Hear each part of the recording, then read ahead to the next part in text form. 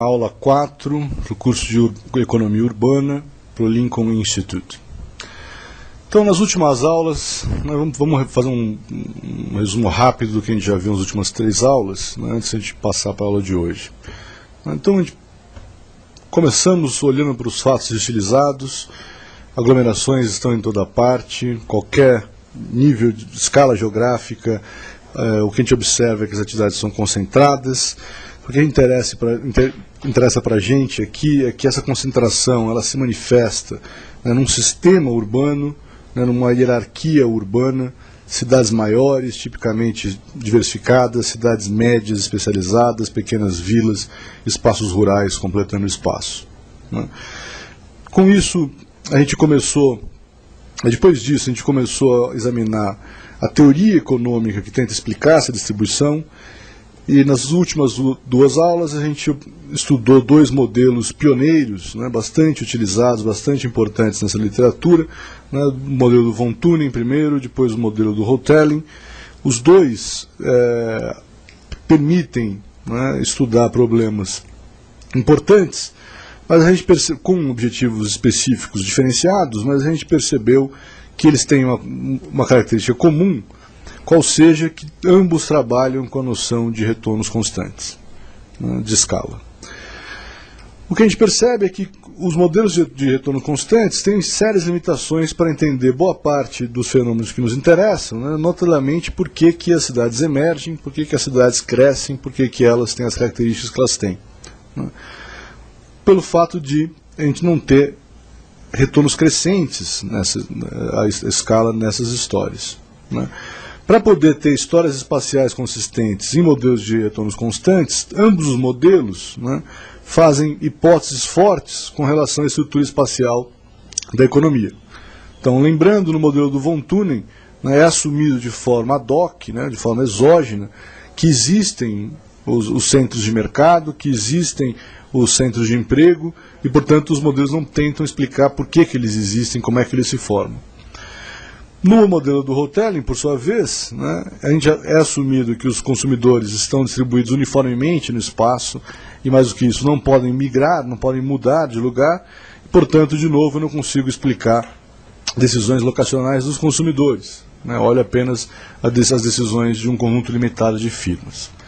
Então, o objetivo da aula de hoje é mostrar para vocês a importância de se colocar retornos crescentes à escala nos modelos, nos arcabouços teóricos de economia urbana, e principalmente introduzindo os principais conceitos de retornos crescentes que são importantes para os nossos objetivos. Começa a introduzir o conceito de retornos de escala.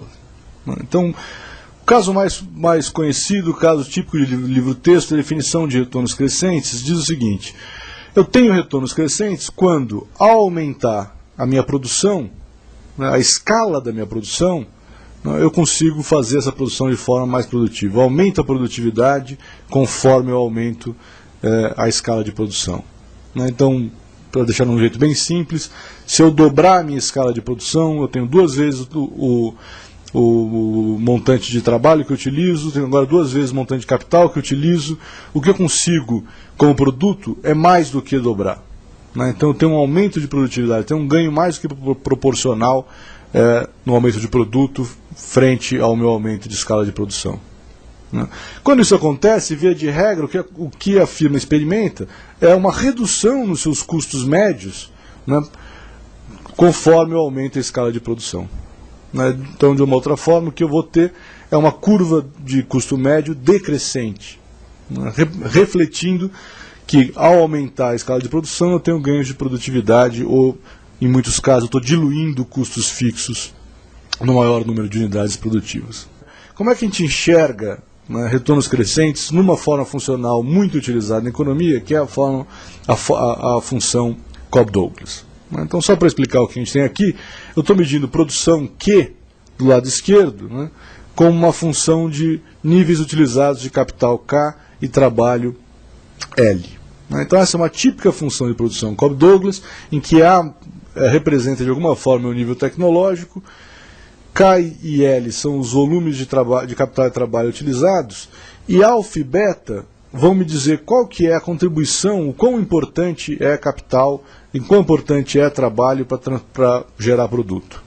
Né? Na linguagem dos economistas, o alfa e o beta vão me dar a produtividade marginal do capital e do trabalho, respectivamente. O interessante é que para eu enxergar qual que é o tipo de retornos à escala que eu tenho nessa função, a única coisa que eu tenho que fazer é somar esses expoentes. Né? Então, alfa mais beta me diz qual é o retorno à escala que eu tenho.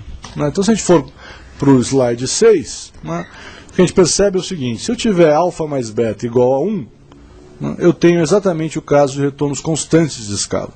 O que significa que, ao dobrar capital e trabalho, o que eu consigo é simplesmente dobrar o meu produto. Agora, quando alfa mais beta é maior do que 1, então sim eu tenho um caso de retornos crescentes, em que ao dobrar os meus insumos, eu consigo mais do que dobrar o meu produto e, portanto, eu tenho ganhos de produtividade nessa produção.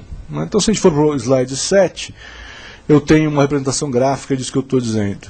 Em retornos constantes, eu tenho a minha linha vermelha. Conforme eu aumento os meus inputs, eu tenho um aumento linear dos meus outputs.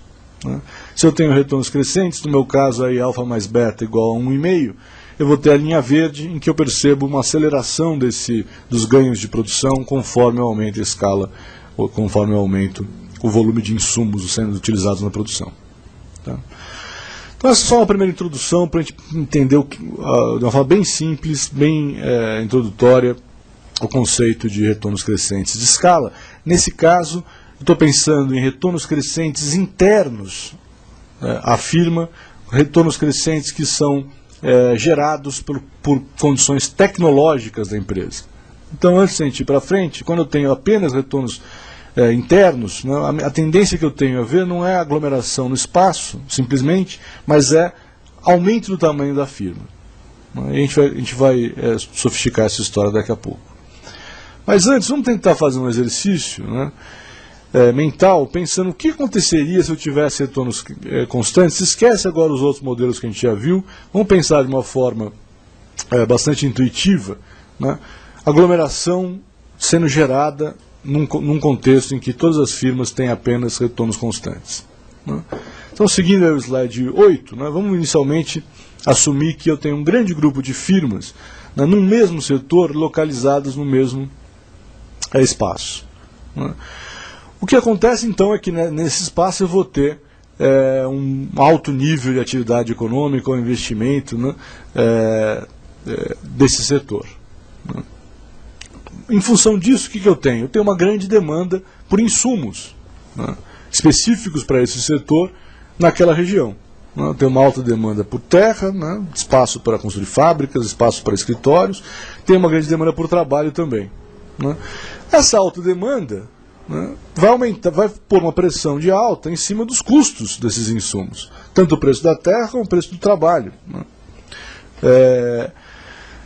Se eu tenho retornos constantes, né, o que acontece é que eu não tenho nenhum ganho, né, para compensar esse aumento de custos dos insumos.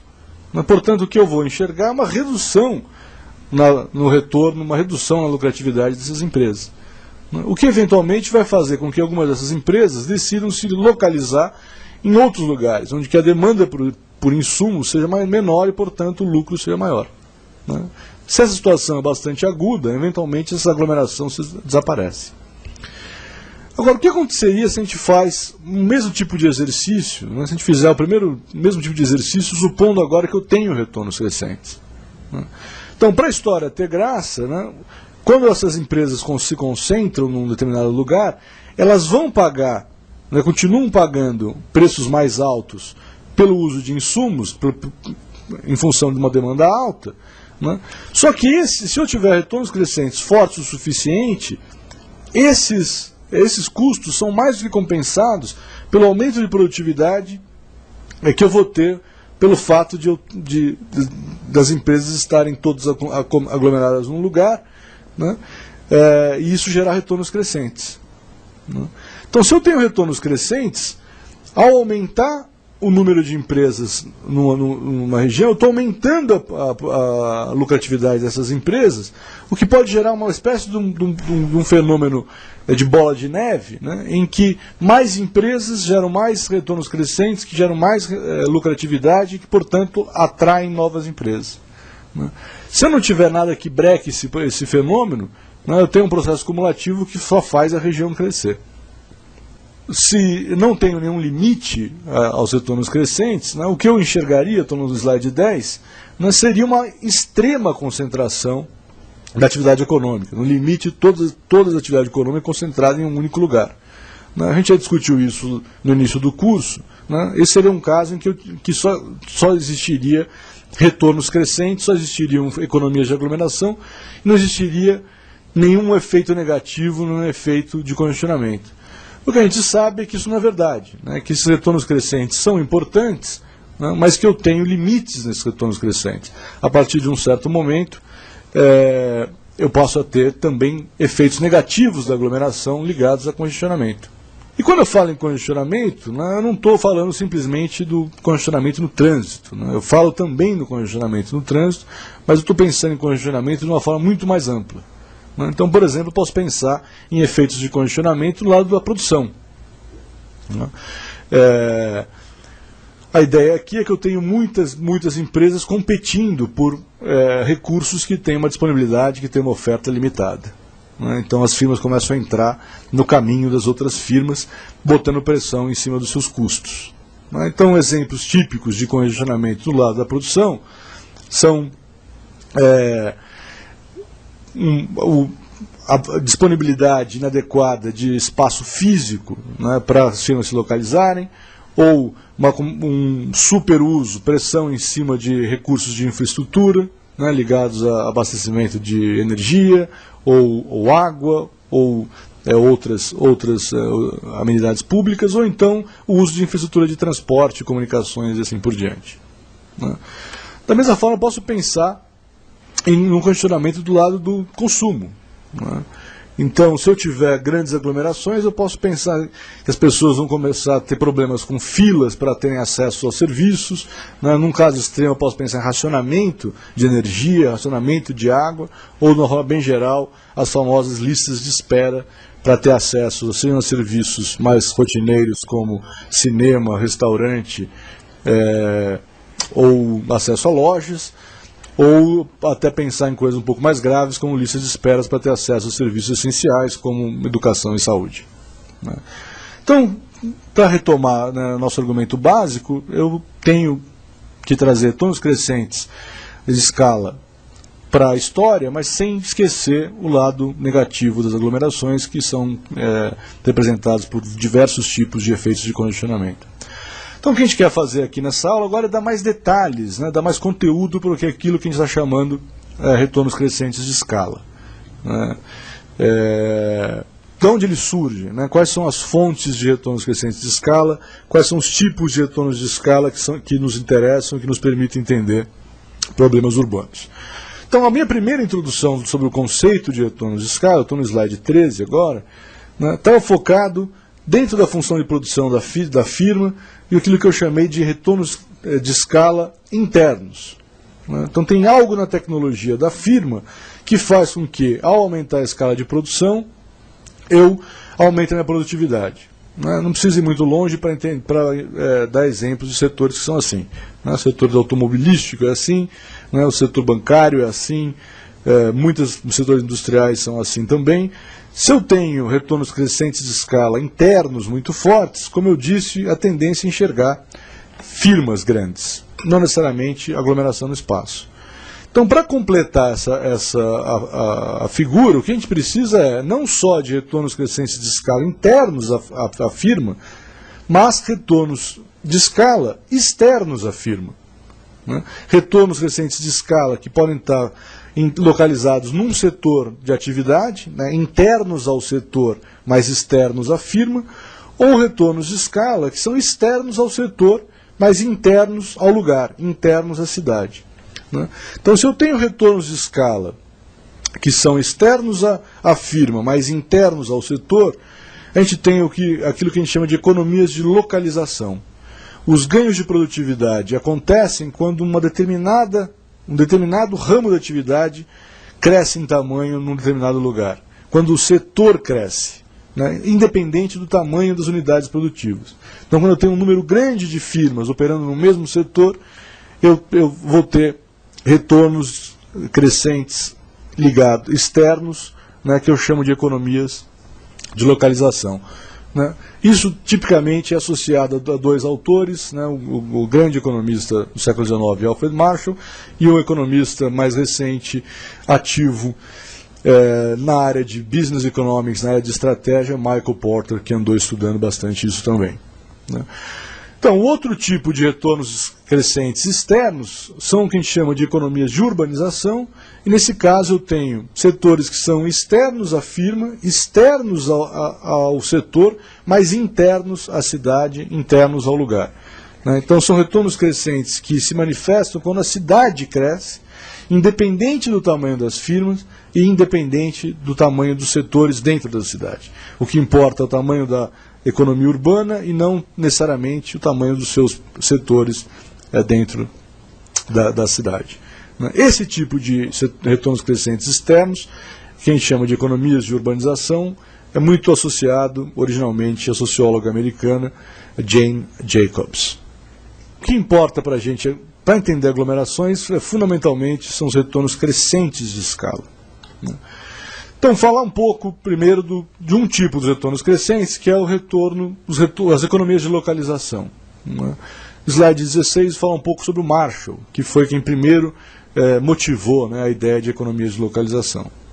Então, vou contar a história aqui um pouco, né, antes de falar os resultados principais. Né? Então, Marshall, economista inglês, trabalhando na segunda metade do século XIX, né, ele fez grandes contribuições à teoria econômica, foi um dos expoentes do que ficou conhecido como Revolução Marginalista, mas ele também fez contribuições importantes à teoria de localização industrial. Fundamentalmente, ele tinha um problema de tentar entender por que pequenas empresas, em alguns lugares do norte da Inglaterra, mantinham a sua capacidade de competição frente a grandes empresas. Então, na cabeça dele, originalmente, com a ideia de retornos crescentes de escala internos à firma, né, acreditava que, em algum momento, só existiriam firmas grandes operando nos vários setores. Né, as firmas pequenas, por não terem oportunidade de se beneficiar de retornos internos, retornos crescentes de escala internos, seriam superadas pelas firmas grandes. Bom, e com essa ideia na cabeça, ele foi, então, observar o que acontecia no norte da Inglaterra, e o que ele percebe é que em alguns lugares as firmas pequenas resistiam. Né? Que lugares eram esses? Exatamente lugares onde eu tinha um grande número de pequenas e médias empresas trabalhando no mesmo lugar. Né? Aquilo que foi conhecido como distritos industriais. Então, pensando na capacidade de competição de pequenas e médias empresas que atuavam numa mesma localização, né, o Marshall produziu 3 grandes razões para esse fenômeno. Né. A primeira delas é ligada ao mercado de trabalho. Então, o Marshall disse, olha, é claro que em locais que eu tenho um grande número de empresas trabalhando no mesmo setor, eu vou ter aquilo que ele chamou de mercados robustos de trabalho. Não, o que isso quer dizer? Que se eu for um trabalhador especializado, eu tenho uma maior probabilidade de encontrar um emprego adequado para a minha especialização, para o meu nível de especialização, portanto eu tenho incentivos para me localizar na região em que eu tenho um grande número de empresas. E por outro lado, numa região em que eu tenho muitas empresas, as empresas também vão ter uma maior probabilidade de encontrar um trabalhador especializado interessado em emprego naquele lugar. Então, o primeiro foco, uma primeira fonte, né, de retornos crescentes de escala, que é externo à firma, mas interno ao setor, está ligado à robustez do mercado de trabalho. Um segundo ponto, uma segunda fonte que o Marshall levanta, tem a ver com a ideia de transmissão de conhecimento, a ideia de transbordamentos tecnológicos. Então, o Marshall chega até a fazer uma imagem poética, dizendo o seguinte, olha, em regiões em que eu tenho uma grande concentração da atividade econômica, um número grande de empresas trabalhando no mesmo setor, o conhecimento está solto no ar. né? Numa situação em que até crianças andando na rua absorveriam esses conhecimentos específicos. Né? Então, tirando essa imagem poética de lado, o que o Marshall estava querendo dizer é que numa região em que eu tenho uma grande concentração de um determinado setor, né, a movimentação de pessoas entre as firmas, né, a troca de conhecimento entre as firmas, eventualmente pessoas saindo dos seus empregos e abrindo novas firmas, né, faz com que circule muita informação. Né, e com isso eu facilito a inovação, eu facilito a transmissão do conhecimento e que no final vai gerar também aumentos de produtividade, gerar retornos crescentes de escala. Né. E finalmente, uma terceira fonte de retornos crescentes tem a ver com a cadeia de valor, tem a ver com a presença, a emergência de fornecedores especializados para aquele setor em alta concentração. Então a ideia aqui é que se eu tenho uma grande concentração em um determinado setor, eu vou ter uma demanda grande por serviços e produtos para aquele setor, atraindo, portanto, a presença desses fornecedores de serviços e produtos. Né? Então todas essas três fontes identificadas pelo Marshall, de alguma forma estão associadas a retornos crescentes que são específicos de um setor, são internos a um setor, mas são externos às firmas. O que é importante aqui não é tanto o tamanho de uma firma, mas a quantidade de firmas operando no setor. O que eu quero destacar para finalizar essa aula, né, antes de falar um pouco de economias de urbanização, é a ideia de transmissão de conhecimento, né, que tem cada vez mais ganhando espaço em trabalhos de economia urbana, né, notadamente o trabalho do economista de Harvard, professor Edward Glaeser. Né. Cada vez mais a gente tenta explicar cidades, né, olhando para o fluxo de conhecimento, olhando para a capacidade de geração de conhecimento, a capacidade de inovação que as grandes cidades abrigam. Né. O que está por trás, né, do Marshall, o que vai estar por trás também da Jacobs e que vai estar por trás de todo o trabalho mais recente de economia urbana com foco em inovação e conhecimento? Né? É a ideia de que eu tenho dois tipos fundamentais de conhecimento. Né? Eu tenho um conhecimento que é codificável, né, um conhecimento que eu consigo colocar em livros, em manuais, em aulas, da internet, né, e que, portanto, não teria grande ligação com espaço e localização. Né. Esse não é esse tipo de conhecimento que nos interessa tanto. Agora, existe também um outro tipo de conhecimento, que é aquele que a gente chama de conhecimento tácito, né, que é difícil de codificar e que se é transmitido mais fácil a curtas distâncias. Portanto, exige interação face a face. Né. O que o Marshall está enfatizando é esse tipo de conhecimento, um conhecimento tácito, em que a proximidade dos agentes é fundamental, que eu não consigo codificar de forma fácil, ou codificar é custoso, e mais do que isso eu não consigo controlar direito. São conhecimentos que todos nós temos, né, mas que a gente transmite de forma pouco controlada. Né. Então, com essa ideia de conhecimento tácito, eu posso então entender a ideia do Marshall, né, como knowledge spillovers, como fluxo de conhecimento tácito dentro dos setores, setor específico, né, conhecimentos técnicos de uma indústria em particular. Né. Esse tipo de transmissão de conhecimento estaria explicando, né, parte das economias de localização e, ultimamente, explicaria a concentração setorial no espaço. Né. Tipicamente em cidades médias, não tanto em cidades grandes. Né. Agora, com essa ideia de conhecimento tácito, e aí eu encerro essa aula 4, eu posso também entender as ideias de economia de urbanização, né, propostas pela Jacobs. Né. O que a Jacobs estava enfatizando é que em grandes cidades eu tenho um número grande de setores, e que é exatamente a diversidade, né, de atividade que vai gerar transmissão de conhecimento tácito é interessante. Então, um setor bancário, ele aprende com o setor de seguros, que aprende com o setor industrial, que vai aprender com setores de serviços em outras áreas. Né? Então, a A fertilização cruzada de conhecimentos também pode ser muito interessante, importante para o aumento de produtividade, para o aumento de geração de conhecimento e, portanto, para o aumento de inovação nas cidades. Então eu tenho aqui duas visões diferentes, mas que não necessariamente são opostas, né, ou não podem coexistir. Eu tenho uma visão à la Marshall, né, de que o que importa é o fluxo de ideias, o fluxo de conhecimento dentro dos setores, conhecimento setor específico, e eu tenho uma ideia à la Jacobs, né, de que o que importa são os conhecimentos que migram, que cruzam os setores, que atravessam as fronteiras setoriais, né, e que estão presentes principalmente nas grandes cidades.